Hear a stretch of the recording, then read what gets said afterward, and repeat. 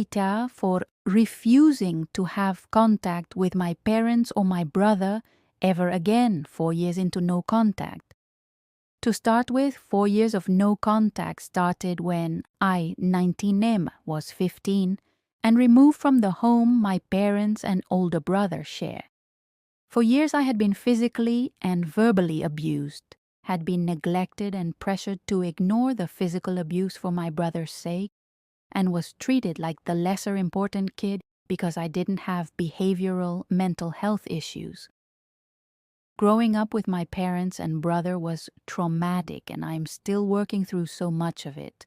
My brother was around 5 when he started being violent.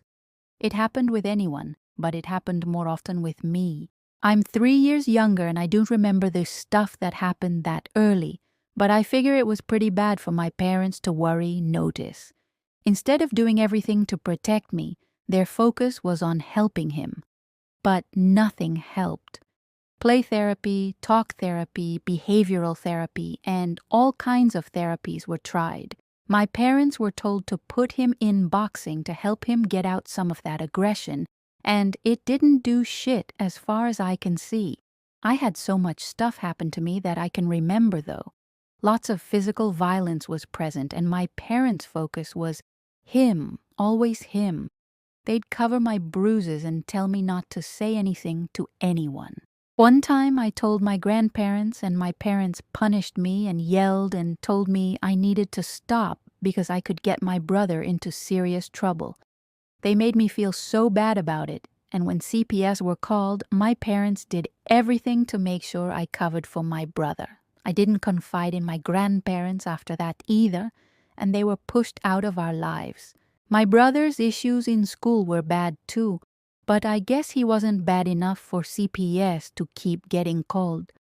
I remember my parents having to go in and out of whatever schools he was in to talk to teachers and principals. They kept trying therapies for him too, and they neglected me. I was ignored because their focus was on him and trying to keep him out of trouble. When I was sick, I was forced to go to school because they needed their days off for my brother. For days he was too volatile to attend school. They always refused to get medical attention for me after some of the worst attacks. They wouldn't get themselves any either when he attacked them. But it all came to an end when he attacked me in school. It was bad to the point of the cops being called and CPS and me being removed from the home. I have lived with my maternal grandparents ever since, and I had no contact with my parents or my brother. I had some with my paternal relatives, but they were way too quick to defend my parents and my brother to me. They even said he might have been 18 when he attacked me, even though it wasn't even close to the first time, but he's mentally unwell. After I turned 18, the pressure to have a relationship with my parents and brother was increased. They were mentioned by paternal relatives who insisted I needed some type of relationship and should forgive. I always refuse and let them know it won't happen, and they can't change my mind, but they still try anyway. I was questioned about the future recently, and I said, I don't ever want contact again. I'll never forgive them, and I refuse to ever let them know my future kids, etc. My paternal relatives act like it makes me a monster, and they said I should be more understanding.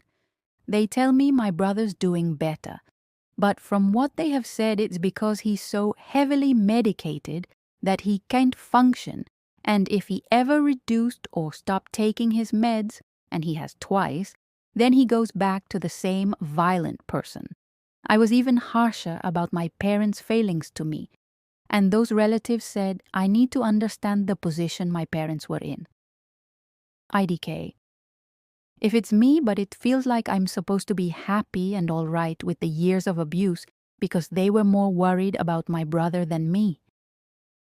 Eita.